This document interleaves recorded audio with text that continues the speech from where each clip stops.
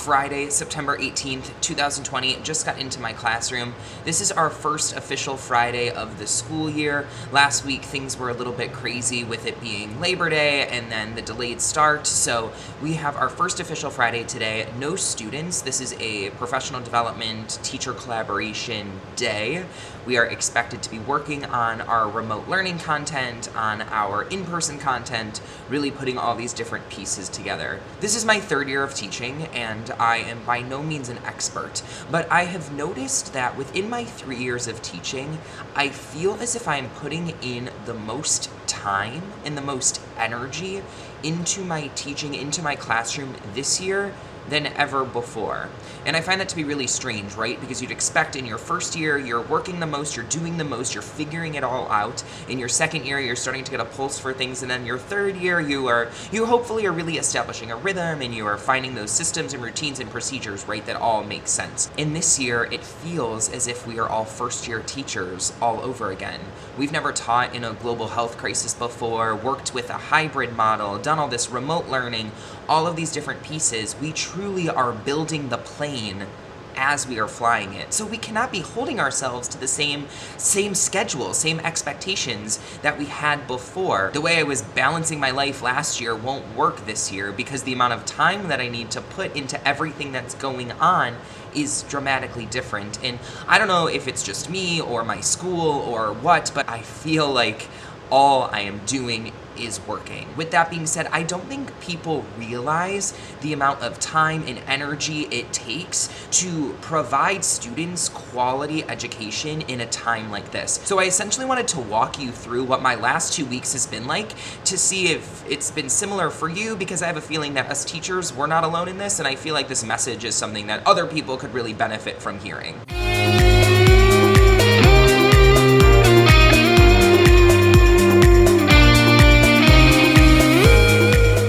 So this is a typical day, and this is what the last 2 weeks of my life have looked like, and probably what this upcoming week is going to look like too. So I broke it down starting with 10 p.m. because I try to go to bed at 10 because I need to wake up by 6. And one thing I've learned about myself over the past couple of years is that I cannot be a teacher with less than 7.5, 8 hours of sleep.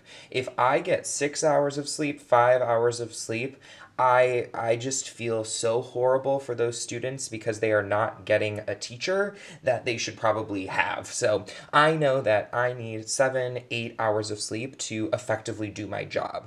So at 10 p.m. to about 6 a.m., I am sleeping. I then wake up at about 6 a.m., 6:15, depending on the day, and I shower, I get ready for work, I eat breakfast, I pack my bag, I make sure my lunch is all together, all of these things. So this is getting ready.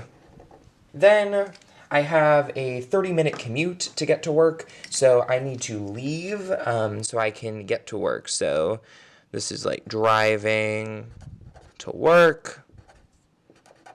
And then I hope to get to work at about 7:30. So this time, about 7:30 until 9 o'clock, it's getting ready for my students, making sure everything is ready for my students in person, making sure everything is ready for my students online, making sure that everything is organized, that the room looks okay, that everything is set up. I also go around and I sanitize everything. Even though they cleaned it the night before, I want to be extra careful, so I spray desks, I spray chairs.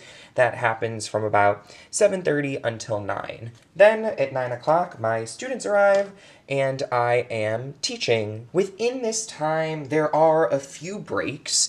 So I have 45 minutes of planning time, and I have a 25-minute lunch. I'm teaching from about 9 a.m. to 4 p.m., and I have 45 minutes to plan within there and 25 minutes for lunch. During this 45 minutes of time, I have to take 10 of those minutes to basically sanitize my room, and I consider myself really quick at doing that. So I spray down all my tables, all my chairs when my students are at gym or music or art, something like that. So 10 minutes-ish is cleaning, so that leaves me roughly 35 minutes, which is awesome. But the to-do list is really long in that 35 minutes because as a teacher, that means I need to be planning my lessons for the next day or the next week. I need to be preparing the materials that I need for those lessons. I need to be responding to emails, whether that is from administration, coworkers, family. Any phone calls that need to be made would be happening during that time. Any grading that needs to be taking place would happen during that time. Any actual grading of materials takes place during that time. I also need to check in on my remote learning students, so making sure that they don't have any questions, making sure that all the materials are working for them, that everything is really clear for my students who are engaging in remote learning. I guess you would imagine that 35 minutes goes by really quickly, and then I get a 25-minute lunch. At that point, I'm starving and I have to eat, or I can, again, not be a functioning teacher. So 4 p.m. comes and my day with students is over, but this is actually when my work is really just starting to prepare for the next day. So although that I am, no longer teaching and my contract hours are over, my contract hours are from 8:30 until 4, so I no longer am under contract, so I'm free to leave, but I end up staying and working at school, and I really try to get out of there by 6. So probably from about 4 o'clock until 6, I'm working. This is when I might meet with my teammates to lesson plan. This is when I would get grades done, respond to emails. All of those things would happen within this 2-hour block. So I then have my commute again. I try to, eat some dinner, refuel, and that then gives me 2 to 3 more hours where I can continue working. Because the 2 hours after school were likely spent meeting with my teammates to plan, to debrief, to reflect on how things have been going, and that time is really necessary to meet with my teammates, but that doesn't leave me much time for grading. So this time ends up being where I'm going to get a lot of my grading done, where I'm going to get a lot of my communications done with family members and students from that day. This is when I'm making sure that my lessons for the upcoming day are ready to go. This time is also when I'm making a lot of videos. So for my remote learning students, I need to be creating videos and content that they are engaging with on their off day, on the day when they're not in school, that they're engaging with remote learning work. It all needs to be published and posted for them. So because I don't have time during the workday to actually film, a lot of that work ends up happening during this time block. Again, it's coming home as fast as I can, eating dinner, and then getting back to work. I then try to get into bed by 10 so I can go to sleep and do it all again the next day. I'm not trying to complain with showing my schedule. I chose to be a teacher. I chose to live this lifestyle. But I just wanted to share this in the fact that I have been reflecting on the past 2 weeks and I feel like all I'm doing is working. I feel like I am either putting in all of my time and energy into what's happening in person or putting in time and energy into what's happening for my students outside of school. And this hybrid model that we are on is adding just another dimension of work that I wouldn't traditionally have if this were a regular school year. Because in a typical school year, I'm only planning for in-person instruction, and that doesn't require extra videos, extra materials, things that need to be created in addition to the things that we're doing in person.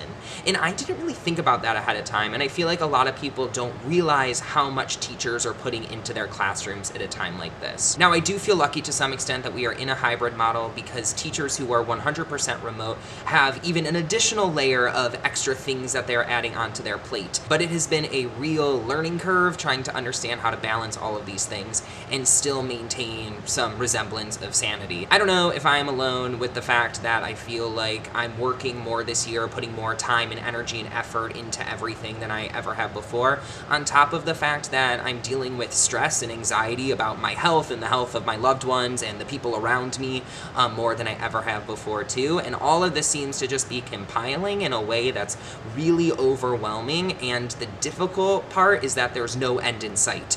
We don't know how long this global health crisis is going to last. We don't know how long this hybrid model is going to last. And again, it is day by day. Every time we feel really productive, like we are accomplishing everything that we need to do, there are additional things that come our way, things that we need to add onto our plate. And I feel as if we are providing our students with an amazing education right now, and we are really, really creatively trying to engage our students. But there is only so many hours in the day to provide them everything that they deserve. And it has been such a challenge trying to figure out this balance. I'm so curious to hear if you feel similarly in your experience right now. Do you feel like you are also putting in more time and effort and energy than you have typically? I know that today I feel better about how things are running than I did 2 weeks ago, but by no means do I feel like everything is seamless and perfect and running 100% like I would like it to be. I am really curious, as I said, to hear your thoughts. Feel free to leave a comment down below sharing how your experience has been so far this school year. I know that I am not alone in feeling these things, and I'm so appreciative of those of you who have left comments on previous videos and have sent messages over on Instagram reflecting on your experience and sharing tips and tricks along the way. This community has been so awesome to bounce ideas off of each other and to think about how we can be best supporting our students at such a critical time. I really appreciate you taking the time to watch this video today. This work and this year has been unlike anything that I could have ever expected, and it's not something that I wanted, but it's really teaching me what it takes to ensure that our students get an education that they deserve. If you have not already hit that subscription button, go ahead and subscribe to my channel. Leave this video a like if you enjoyed. I'm really excited to be sharing future videos with you all, continuing to document this school year. Thanks again for watching. I appreciate you being here, and I'll catch you in the next one.